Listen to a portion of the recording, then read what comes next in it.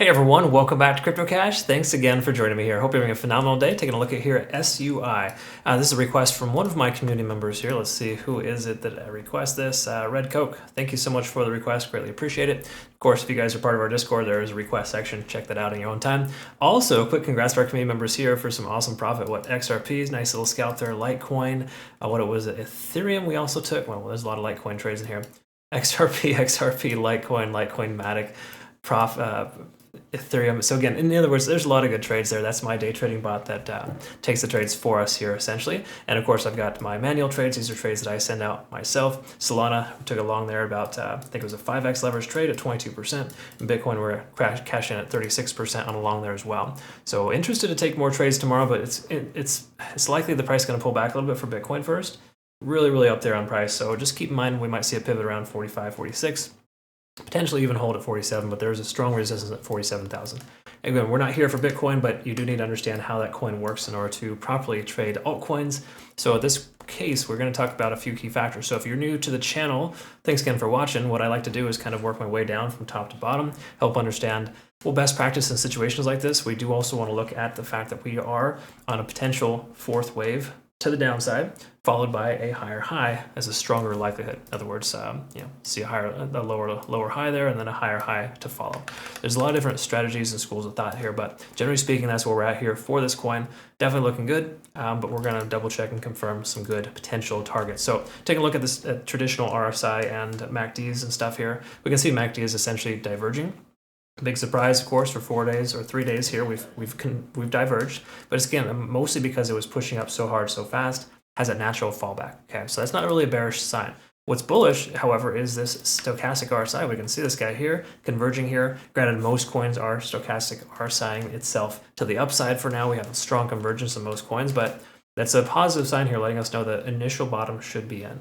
We can also see traditional RSI, unlike most coins, is above 50. That's really unusual. Same thing with money and flow index. While it is lower than the RSI, that's actually not a bad sign in the overall sense because of the fact that there's still a lot of money flowing in this coin. Speaking of money flow, let's look at the 4 hour. That's really what the most telling one is. And when this is above the RSI, it's always a sweet spot. Okay, so when we have the money flow index higher on the 4 hour time frame, that to me is extremely positive because it shows that there's more money flowing to the coin than what people view the coin as oversold or overbought. In other words, we have sustainability here and a likelihood of the price point staying where it's at. Look at stochastic RSI, it's swinging upwards, almost topping out. We see traditional, or more so just the MACD here effectively, continuing higher. And obviously, if we take a look at traditional RSI, we're at this 50 plus, right around 55. So in all likelihood, most coins that are in this situation, they'll pivot off of 50 and continue higher, or just continue upwards from here. So my speculation is that we will see a possible continuation. Keep in mind too, on the 4 hour time frame, this tells a different story. If we've hit our 5 already on the smaller time frames. So in essence, we might see an ABC pattern on our way down here. So the next low could possibly be lower than the most recent. Okay, so we could see somewhere in the range of 46 to 62 cents. I think that's a pretty low likelihood though, personally. I don't think we're going to see that. A lot of reasons why is we're above a lot of different things here. In other words, we take a look at the moving averages here on the 4 hour. We're above all 4. I forgot to look on the daily.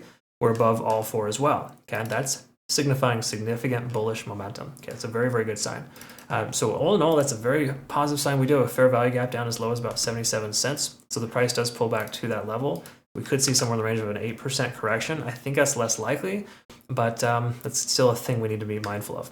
We can also kind of see here as well, and this is not an exact pattern by any stretch, but we can see somewhat of a flag pattern here, right, where the price action is working itself in, potentially to break out. Again, this is a bit of a stretch. It's not the cleanest thing ever. In fact, this coin has some really ugly candle wicks. I do not like that.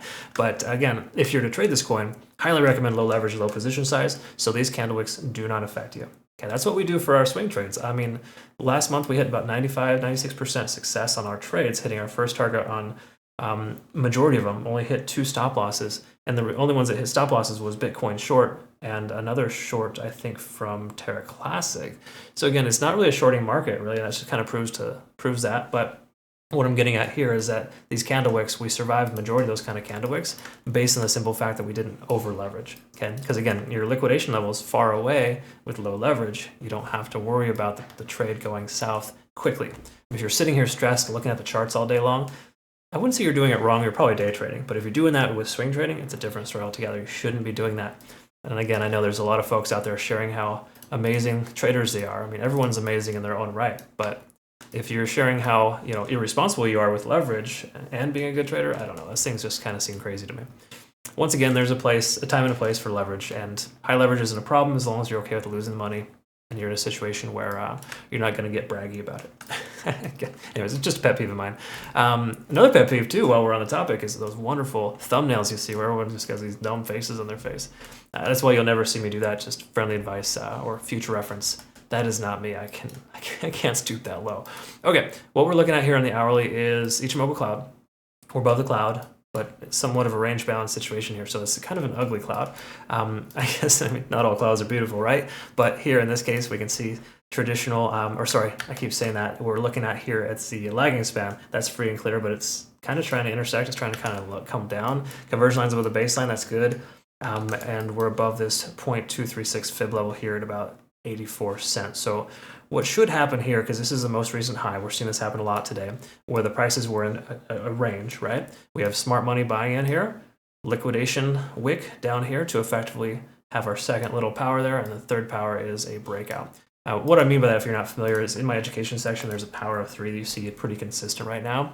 And it's basically when smart money enters in, we got the liquidation manipulation phase, and then of course we got this expansion phase. So just something kind of be mindful of, we're in the expansion phase right now. Most expansion phases consolidate at the previous resistance, which we can see right here, is turning into a new support. So there's a strong likelihood we're going to see consolidation here and the leg out from here. Pending Bitcoin doesn't do a nosedive moving forward, okay? Please understand that Bitcoin has a lot to do with this. Keep in mind too, Bitcoin is maintaining fairly well at this price point, but it could absolutely drop and continue to retest this 45, 46K level. Again, I'll reanalyze Bitcoin here in a moment, but generally speaking, that's where we're at. But all in all, looking pretty decent. Let's see if there's any other confirmational signs on our 15-minute time frame here. CC Golden Indicator giving us a buy signal here. So that's pretty nice. Again, it really just does very well at finding good entries at lower levels and then having good selling targets as well. So undersold, overbought effectively in a lot of ways, and again, same thing here as well. So looking pretty good. It definitely has my stamp of approval. I do feel like we're in a position right now where Bitcoin could sustain its price point. SUI could very well retest its most recent highs here and break. Again, we're going to be in relative recent price discovery here. If we come up here and continue higher, one thing we didn't look at here is liquidity on the 4-hour. That's usually a good sign here. We do have a ton of liquidity up here left to be swept. The majority of this lower level of liquidity is swept already, so keep that in mind. Most candle wicks have this, or most coins have the same example here because of this massive candlestick that occurred back there on the 3rd of January when Bitcoin sold off pretty hard. Most alts got wrecked, at least liquidation in that sense. But what I'm getting at here is this: which one is closer, right? We're going to see this one likely get hit first. So there's a stronger likelihood we're going to see the price action continue up for somewhere between another 5 to 10%. Retest that high. If we can retest that, come back down and maybe break through it, we're going to be off to the races here. Okay, so I'm looking for a cup and handle, not the cleanest of course, but generally speaking, I do think we're going to see this 94 cent mark revisited here soon. So best of luck if you end up trading this coin. Quickly to note, our community trades with Bitunix. If you haven't yet already, make sure you use this link below. Otherwise, if you are new to the channel, make sure you use my link to register, because if you do, you get nice benefit rewards. No KYC, no VPN. They're a phenomenal exchange too. We have walkthroughs on our Bitunix channel in our Discord if you're curious on how to use it correctly. They like trailing stop losses, multiple profit targets, super cool things that no other exchanges use. So thank you Bitunix for making good opportunity for our traders here.